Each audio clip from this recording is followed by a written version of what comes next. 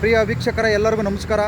ಏನಪ್ಪ ವಿಚಾರ ಅಂದರೆ, ಇವತ್ತು ಏನು ನಾಗಮಂಗಲದಲ್ಲಿ ನಡೆರತಕ್ಕಂಥ ಗಣೇಶ ಉತ್ಸವ, ಗಣೇಶನ ಮೆರವಣಿಗೆಯಲ್ಲಿ ನಡೆರತಕ್ಕಂಥ ಗಲಾಟೆ, ಇವತ್ತು ರಾಜಕೀಯ ನಾಯಕರು ಇದನ್ನು ಅವರ ತವಲಿಗೋಸ್ಕರ ಬೇಳೆ ಬೇಯಿಸ್ಕೊಂತಾರೆ ಹೊರತು ಜನಗಳಿಗೋಸ್ಕರ, ನಮ್ಮ ರಾಜ್ಯಕ್ಕೋಸ್ಕರ, ನಮ್ಮ ರಾಜ್ಯನ ಒಂದು ಶಾಂತಿಯುತವಾಗಿ ಕಾಪಾಡ್ಕೋಬೇಕು ಅಂತ ಹೇಳಿ ಯಾರು ಕೂಡ ಇಲ್ಲಿ ಇಷ್ಟಪಡ್ತಾ ಇಲ್ಲ.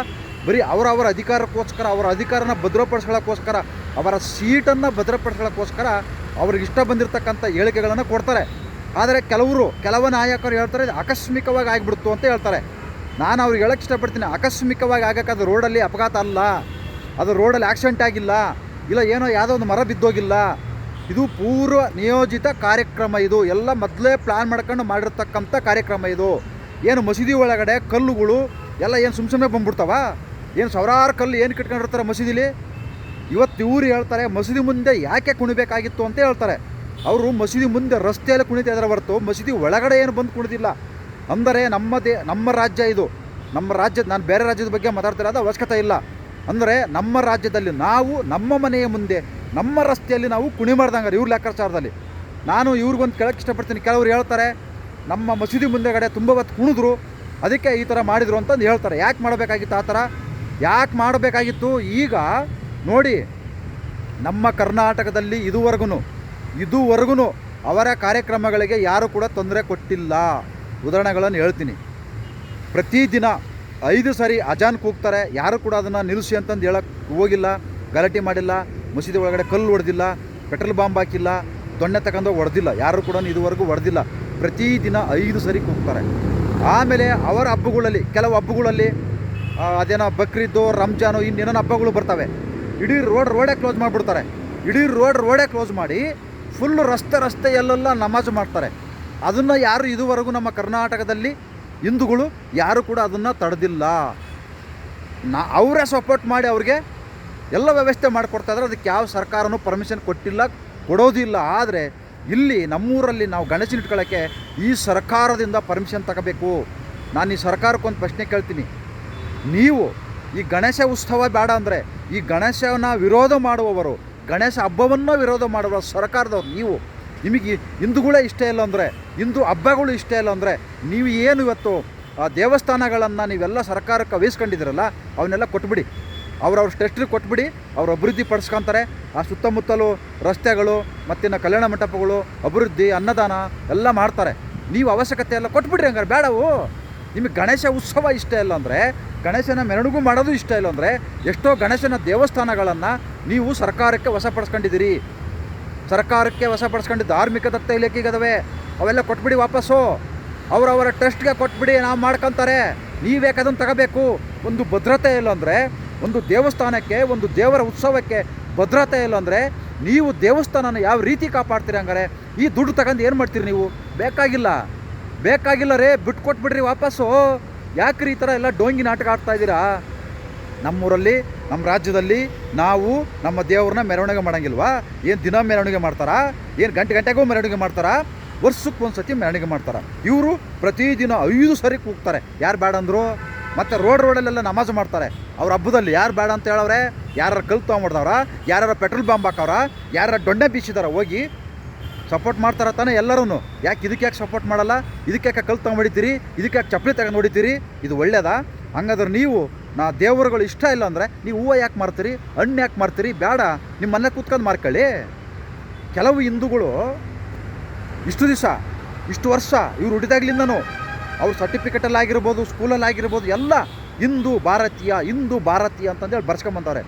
ಹಿಂದೂ ಧರ್ಮದಲ್ಲ ಹುಟ್ಟಿ ಹಿಂದೂನೇ ಎಲ್ಲರೂ. ನಾವು ಇಲ್ಲಿ ಏನು ಬೇರೆ ಅಂತ ಹೇಳೋಕ್ಕಾಗಲ್ಲ ರೀ. ನಮಗಿರೋದೇ ಒಂದೇ ದೇಶ, ಭಾರತ ದೇಶ. ಈ ದೇಶ ಬಿಟ್ಟರೆ ಬೇರೆ ಯಾವುದಿಲ್ಲ. ನಮಗೆ ಯಾರು ಸೇರಿಸೋದಿಲ್ಲ. ನಮ್ಮನ್ನು ಮಕ್ಕಳು ಕಳಿಸ್ತಾರೆ. ಇಲ್ಲೂ ಏನೇನೋ ಎಲ್ಲ ಮಾಡ್ಕೊಂಡು ಹೋಗ್ಬೇಕು. ಅದಲ್ಲ, ಆಗಲ್ಲ ನಮ್ಮ ಕೈಲಿ. ನಮ್ಮ ಭಾರತ ದೇಶ, ನಮ್ಮ ರಾಜ್ಯದಲ್ಲಿ ನಾವು ಬದುಕ್ತಾ ಇದ್ದೀವಿ. ಬೇರೆ ರಾಜ್ಯದಲ್ಲಿ ಹೋಗಿ ಬದುಕ್ತಾ ಇಲ್ಲ. ಯಾಕೆ? ನಾಗಮಂಗಲ ಏನು ಬೇರೆ ದೇಶದಲ್ಲಿತ್ತ? ನಾಗಮಂಗಲ ಯಾರು ಪಾಕಿಸ್ತಾನದಲ್ಲಿತ್ತ? ನಾಗಮಂಗಲ ಅದು ಏನು ರೋಡ್ ಎಲ್ಲಿತ್ತು ರೀ? ಅದು ನಾಗಮಂಗಲದಲ್ಲಿತ್ತ ರೋಡು, ಪಾಕಿಸ್ತಾನದಲ್ಲಿತ್ತ? ಏನು ಮಸೀದಿ ಒಳಗಡೆ ಬಂದು ಡ್ಯಾನ್ಸ್ ಮಾಡಿದ್ರಾ? ಅಲ್ಲ, ಮೆರವಣಿಗೆ ಮಾಡಬೇಡ ಅಂತಂದು ಹೇಳೋ ಮುಟ್ಟಾಡ್ರು ನೀವು, ಅಯೋಗ್ಯರು, ಮನುಷ್ಯನ ರೂಪದ ರಾಕ್ಷಸರು ನೀವೆಲ್ಲ. ಇಲ್ಲಿ ನಮ್ಮ ಕರ್ನಾಟಕದಲ್ಲಿ ಒಂದು ಸ್ಟ್ರಾಂಗ್ ಡಿಸಿಷನ್ ತಗೊಳ್ಳುವಂಥ ಒಂದು ಸ್ಟ್ರಿಕ್ಟ್ ಆಗಿರ್ತಕ್ಕಂಥ ರಾಜಕಾರಣಿಗಳಿಲ್ಲ. ಇವ್ರ ತವಲಿಗೋಸ್ಕರ, ಇವರ ಸೀಟು, ಇವ್ರ ಅಧಿಕಾರಕ್ಕೋಸ್ಕರ ಇವತ್ತು ವೋಟ್ ಬ್ಯಾಂಕಿಗೋಸ್ಕರ ಇಷ್ಟೊಂದು ಓಲೈಕೆ ಮಾಡ್ತಾ ಇರೋದು ಯಾವ ರಾಜ್ಯದಲ್ಲಿ ಇಲ್ಲ. ಒಂದು ಧರ್ಮನ ಇಷ್ಟೊಂದು ಓಲೈಕೆ ಮಾಡ್ತಾ ಇರೋದು ಯಾವ ರಾಜ್ಯದಲ್ಲಿ ಇಲ್ಲ. ಅದು ನಮ್ಮ ರಾಜ್ಯದಲ್ಲೂ ಮಾತ್ರ. ಇವ್ರಿಗೇನು ಮಾಡೋಕ್ಕಾಗಲ್ಲ. ಅವ್ರ ಓಟ್ ಬೇಕೇ ಬೇಕು ಇವ್ರಿಗೆ. ಅವ್ರ ಓಟ್ ಇಲ್ಲ ಅಂದರೆ ಇವ್ರ ಅಧಿಕಾರ ಇಲ್ಲ. ಆ ಮಟ್ಟಕ್ಕೆ ಫಿಕ್ಸಾಗಿ ಕೂತ್ಕೊಂಡ್ಬಿಟ್ಟಿದ್ದಾರೆ ಇವರೆಲ್ಲ. ಅದಕ್ಕೋಸ್ಕರನೇ ಇವತ್ತು ನಮ್ಮ ಮನೆ ಮುಂದೆ ನಾವು ಉತ್ಸವ ಮಾಡ್ಕೊಳ್ಳೋಕ್ಕೆ ಪರ್ಮಿಷನ್ ತಗೋಬೇಕು. ನಮ್ಮ ಮನೇಲಿ ನಾವು ಹಬ್ಬ ಮಾಡೋಕ್ಕೆ ಪರ್ಮಿಷನ್ ತಗೊಬೇಕು ಸರ್ಕಾರದಿಂದ. ಇದು ಯಾವ ರಾಜ್ಯದಲ್ಲೂ ಇಲ್ಲ. ಇದು ಯಾವ ರಾಜ್ಯದಲ್ಲಿಲ್ಲ, ನಮ್ಮ ರಾಜ್ಯದಲ್ಲಿ ಮಾತ್ರ ಇದು. ನಮ್ಮ ಕನ್ನಡಿಗರು ಇಲ್ಲಿ ಜಾತಿ ಜಾತಿ ಜಾತಿ ಅಂತ ಒಂದು ಬಡ್ಕೊಂಡು ಸಾಯ್ತವೆ. ಜಾತಿ ಬಿಟ್ಟು ಈಚೆ ಕಡೆ ಬರೋಲ್ಲ. ಭದ್ರವಾಗಿ ಹಂಗೆ ಕಲ್ಲು ಹೊಡ್ಕೊಂಡು ಕುತ್ಕೊಂಡ್ಬಿಟ್ಟಿದ್ದಾರೆ. ಆದರೆ ನೋಡಿ, ಈ ಭೂಮಿಗೆ ಯಾವುದು ಜಾತಿ ಇಲ್ಲ, ಈ ಪ್ರಕೃತಿಗೆ ಯಾವುದು ಜಾತಿ ಇಲ್ಲ, ಮಳೆಗೆ ಯಾವುದು ಜಾತಿ ಇಲ್ಲ, ಆಕಾಶಕ್ಕೆ ಯಾವುದು ಜಾತಿ ಇಲ್ಲ, ಸೂರ್ಯ ಚಂದ್ರನಿಗೆ ಯಾವುದು ಜಾತಿ ಇಲ್ಲ, ಯಾವುದು ಧರ್ಮ ಇಲ್ಲ, ಎಲ್ಲರಿಗೂ ಒಂದೇ. ಇಲ್ಲಿ ಮನುಷ್ಯನ ರೂಪದ ರಾಕ್ಷಸರು ಜಾತಿಗಳಿದ್ದಾವೆ, ಧರ್ಮಗಳಿದ್ದಾವೆ ಅಂತ ಕಿತ್ತಾಡ್ತಾ ಇದ್ದಾರೆ. ಅಲ್ಲ ರೀ, ಅಲ್ಲಿ ಕಲ್ಲು ಹೊಡೆದಾನೆ, ಅಂಗಡಿಗಳಿಗೆ ಬೆಂಕಿ ಇಡೋದು. ಅಂಗಡಿಗಳಿಗೆ ಯಾಕೆ ಬೆಂಕಿ ಇಡಬೇಕಾಗಿತ್ತು? ಅಂಗಡಿಗಳಿಗೆ ಯಾಕೆ ಕಲ್ತು ಹೊಡಿಬೇಕಾಗಿತ್ತು? ಅಂಗಡಿಗಳಿಗೆ ಏನು ಮಾಡಿದ್ವು? ಅಂಗಡಿಯವ್ರು ಏನು ಮಾಡಿದ್ರು? ಅವಕ್ಕೆ ಯಾಕೆಲ್ಲ ಕಲ್ತು ಹೊಡಿಬೇಕಾಗಿತ್ತು? ಇದನ್ನೆಲ್ಲ ಯಾಕೆ ಮಾಡಬೇಕಾಗಿತ್ತು? ಇವ್ರು ದೇವ್ರಿಗೆ ಮಾಡಂತ ಹೇಳೋರ? ಇವ್ರು ದೇವ್ರು ಈ ಥರ ಮಾಡಿ ಅಂತ ಹೇಳೋಣ? ಯಾವ ದೇವ್ರಾದ್ರೂ ಕಲ್ತು ಹೊಡಿರಿ, ಬೆಂಕಿ ಇಡ್ರಿ, ಹೊಡೆದಾಡ್ಕೊಂಡು ಸಾಯ್ರಿ ಅಂತ ಯಾರು ಹೇಳೋರ? ಈ ಥರ ಆದರೆ ನಮ್ಮ ಕರ್ನಾಟಕ ಭಾಳ ಉದ್ಧಾರ ಆದಂಗೆ. ನಮ್ಮ ಕನ್ನಡಿಗರು ನಾವು ಎಲ್ಲಿವರೆಗೂ ಒಗ್ಗಟ್ಟಾಗೋದಿಲ್ವೋ, ಎಲ್ಲಿವರೆಗೂ ಬದಲಾವಣೆ ಆಗೋದಿಲ್ವೋ, ಯಾವುದೇ ಕಾರಣಕ್ಕೂ ನಮ್ಮ ಕರ್ನಾಟಕದಲ್ಲಿ ಸಮಸ್ಯೆಗಳಂತೂ ಬಗೆಹರಿಸೋಕ್ಕಾಗಲ್ಲ. ಯಾರ ಕೈಲಿ ಆಗಲ್ಲ. ಯಾಕಂದರೆ ಒಬ್ಬ ಸ್ಟ್ರಾಂಗ್ ಆದ ರಾಜಕಾರಣಿ ನಮ್ಮ ಕರ್ನಾಟಕದಿಲ್ಲ. ಒಬ್ಬ ಗಡತ್ತಾಗಿ ನಿಂತ್ಕೊಳ್ಳೋಂಥ ಒಬ್ಬ ರಾಜಕಾರಣಿ ಇಲ್ಲ. ಒಬ್ಬ ತಾಕತ್ತಿರೋನು ಡಿಸಿಷನ್ ತಗೊಳ್ಳೋಂಥ ಒಬ್ಬ ರಾಜಕಾರಣಿ ನಮ್ಮ ಕರ್ನಾಟಕದಲ್ಲಿ ಇಲ್ಲ. ಒಬ್ಬ ನೋಡಿ, ಅದು ಅಧಿಕಾರ ಇದ್ದರೂ ಕೂಡ ಇವತ್ತು ಅದನ್ನು ಉಪೇಕ್ಷಣಕ್ಕೆ ಗೊತ್ತೇ ಇಲ್ಲ. ಇವಕ್ಕೆ ಅಧಿಕಾರ ಉಪೇಕ್ಷಿಸೋದು ನಮ್ಮಂತರ ಮೇಲೆ ಉಪೇಕ್ಷಿಸ್ಕೊಂತಾರೆ. ಪವರು ಗಲಾಟೆ ಮಾಡಿದವ್ರ ಮೇಲೆಲ್ಲ ಅಮಾಯಕರಂತೆ. ನೋಡಿ, ನಮ್ಮ ಜನಗಳು ನಮ್ಮರು ಏನು ಮಾಡ್ತಾರೆ ಗೊತ್ತಾ? ಹ್ಞೂ ಅಂತಂದೇಳಿ ಯಾವ್ದಾರು ಒಂದು ಹಾಡು ಬಂದುಬಿಟ್ರೆ ಟಿಕ್ ಮಾಡ್ಕೊಂಡು ಕೂತ್ಕೊಂತವೆ, ರೀಲ್ಸ್ ಮಾಡ್ಕೊಂಡು ಕೂತ್ಕೊಂತವೆ, ಕೊಪ್ಪಿ ಮುಂಡೆತ್ತವು. ಯಾರೋ ಒಗ್ಗಟ್ಟಾಗಲ್ಲ ಇವೆಲ್ಲ. ರೀಲ್ಸ್ ಯಾವ್ದಾರು ಒಂದು ಹಾಡು ಬಂತಾ, ಹ್ಞೂ ಅಂತಂದೇಳಿ ಇದಕ್ಕೆಲ್ಲ ರೀಲ್ಸ್ ಮಾಡ್ತವೆ, ಕೊಪ್ಪಿ ಮುಂಡೆತ್ತವು. ಇವಕ್ಕೆ ಯಾವ ಬರಲ್ಲ. ಇವಕ್ಕೆಲ್ಲ ಇವ್ರದ್ದು ಹಣ್ಣು ಸುಟ್ಟೋದಾಗ ಮಾತ್ರ ಎಲ್ಲ ಬರ್ತಾವೆ. ಅವಾಗ ಅಯ್ಯಯ್ಯ ನಂದು ಹಿಂಗೆ ಆಗೋಯ್ತು, ಅಯ್ಯಯ್ಯ ನಂದು ಹಿಂದು ಆಗೋಯ್ತು ಅಂತಂದು. ಅಯ್ಯೋ, ನಾಳೆ ಇವತ್ತು ಬೇರೆಯವ್ರದ್ದು ಸುಟ್ಟಿದೆ, ನಾಳೆ ನಮ್ಮದೂ ಸುಡುತ್ತೆ ಅಂತಂದೇಳಿ ಇಲ್ಲಿ ಯಾರಿಗೂ ಪ್ರಜ್ಞೆ ಇಲ್ಲ. ಯಾರಿಗೂ ಅದು ಮುಂದೆ ಆಲೋಚನೆ ಇಲ್ಲವೇ ಇಲ್ಲ. ಅವ್ರಿಗಾದಾಗೆ ಅವ್ರದ್ದು ಸುಟ್ಟು ಹೋದಾಗ ಮಾತ್ರ ಅನುಭವಿಸ್ತಾರೆ. ಏನು ಮಾಡೋಕ್ಕಾಗಲ್ಲ. ನಮ್ಮವ್ರು ಬದಲಾವಣೆ ಆಗಲ್ಲ, ನಮ್ಮವ್ರು ಒಗ್ಗಟ್ಟಾಗಲ್ಲ. ಇದೇ ಥರ ಅನುಭವಿಸಿ ಇನ್ನು ಮುಂದಿನ ದಿವಸದಲ್ಲಿ ನಾವು ಒಗ್ಗಟ್ಟಾಗಲಿಲ್ಲ ಅಂದರೆ, ನಾವು ಎಲ್ಲರೂ ಒಂದೇ ಅಂತ ಅನ್ಕೊಂಡು ಬರಲಿಲ್ಲ ಅಂದರೆ ಮುಂದಿನ ಆಮೇಲೆ ಇನ್ನು ಕೆಲವರು ಹೇಳ್ತಾರೆ ಎಲ್ಲದಕ್ಕೂ ಬ್ರಾಹ್ಮಣರು ಅಂತ ಬಾಯ್ ಬಡ್ಕೊಂಡು ಸಾಯ್ತವೆ. ಅದು ಅವಾಗಿತ್ತು, ಇವಾಗಿಲ್ಲ. ಇವ್ರಿಗೆ ಯಾರು ಏನು ಬ್ರಾಹ್ಮಣರೇ? ಇವ್ರು ಊಟ ಕಿತ್ಕೊಂಡ್ಬಿಟ್ಟವ್ರ, ಇವ್ರು ಬಟ್ಟೆ ಕಿತ್ಕೊಂಡ್ಬಿಟ್ಟವ್ರ, ಇವ್ರು ಮನೆ ಕಿತ್ಕೊಂಡ್ಬಿಟ್ಟವ್ರ, ಏನು ಇವ್ರು ಯಾರು ಕಾರಲ್ಲಿ ಓಡಾಡ್ತಾ ಇಲ್ಲವಂಗ? ಇವರೆಲ್ಲ ಎಲ್ಲದಕ್ಕೂ ಬ್ರಾಹ್ಮಣರು ಯಾವುದಕ್ಕೂ ಬರ್ತಾ ಇಲ್ಲಪ್ಪ. ಎಲ್ಲದಕ್ಕೂ ಬರ್ತಾ ಇರೋದು ನೀವುಗಳು. ಇವತ್ತು ಎಲ್ಲದಕ್ಕೂ ಬ್ರಾಹ್ಮಣರು ಅಡ್ಡ ತಂದು ಇಡಬೇಡಿ. ಅವ್ರದ್ದೇನು ನಮ್ಮ ಊಟ ಕಿತ್ಕೊಂಡಿಲ್ಲ, ನಮ್ಮ ಬಟ್ಟೆ ಕಿತ್ಕೊಂಡಿಲ್ಲ, ನಮ್ಮ ಮನೆ ಕಿತ್ಕೊಂಡಿಲ್ಲ, ನಮ್ಮ ಕೆಲಸ ಕಿತ್ಕೊಂಡಿಲ್ಲ. ಅದೆಲ್ಲ ಸುಮ್ಮನೆ ಅವ್ರನ್ನ ತಂದು ಬ್ರಾಹ್ಮಣರು, ಎಲ್ಲದಕ್ಕೂ ಬ್ರಾಹ್ಮಣರು ಏನು ಮಾಡಿದ್ದಾರೆ? ಏನಕ್ಕೆ ಬರ್ತಾ ಇದ್ದಾರೆ ಅವರೆಲ್ಲ? ಮೊದಲು ತಲೆನ ತೆಗೆದಾಕಿ ಹೊರಗಡೆ ಬನ್ನಿ. ಏನು ದೇವಸ್ಥಾನ ಒಳಗಡೆ ಬರ್ತಾ ಇಲ್ಲ. ಒಳಗಡೆ ಹೋಗಿ ಏನು ಮಾಡ್ತೀರಿ ನೀವು? ಏನು ನಾವೇನು ಹೋಗ್ತಾ ಇದ್ದೇವೆ ಒಳಗಡೆ? ಅಲ್ಲಿ ಇಷ್ಟ ಇಲ್ಲ ಅಂದರೆ ಬಿಟ್ಬಿಡ್ಬೇಕು. ನಿಮಗೆ ಇಷ್ಟ ಇಲ್ಲ ಅಂದರೆ ಬಿಟ್ಬಿಡ್ರಿ.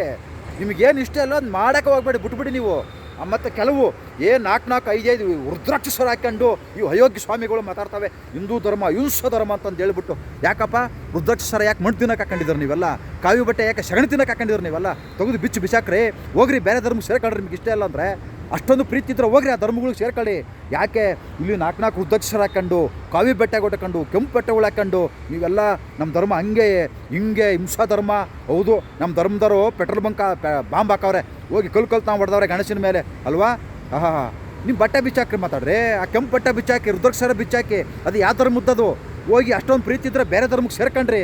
ಇಲ್ಲಿದ್ಕೊಂಡು ಇಲ್ಲೇ ಬೈಯೋದು. ನಿಮ್ಮ ಮನೆ ಆನೆ ತಿನ್ಕೊಂಡು ನೀವೇ ನಿಮ್ಮ ಕ್ಯಾಕ್ರಿಸ್ ಮಕ್ಕ ಕುಕ್ಕಂತ ಇದ್ರಲ್ಲ ನೀವೆಲ್ಲ ಸ್ವಾಮೀಜಿಗಳ. ನೀವೆಲ್ಲ ನಿಮ್ಮ ಯೋಗ್ಯತೆಗಿಷ್ಟು ಬೆಂಕಿ ಹಾಕ, ಬದಲಾವಣೆ ಆಗ್ರಿ. ಎಲ್ಲರನ್ನೂ ಒಂದು ಮಾಡೋಂಥ ಕೆಲಸ ಮಾಡಿ. ಈ ಥರ ಬೆಂಕಿ ಇಡೋಂಥ ಕೆಲಸ ಮಾಡಬೇಡಿ. ಎಲ್ಲರಿಗೂ ನಮಸ್ಕಾರ. ಒಳ್ಳೆಯದಾಗಲಿ, ಬದಲಾವಣೆ ಆಗಿ.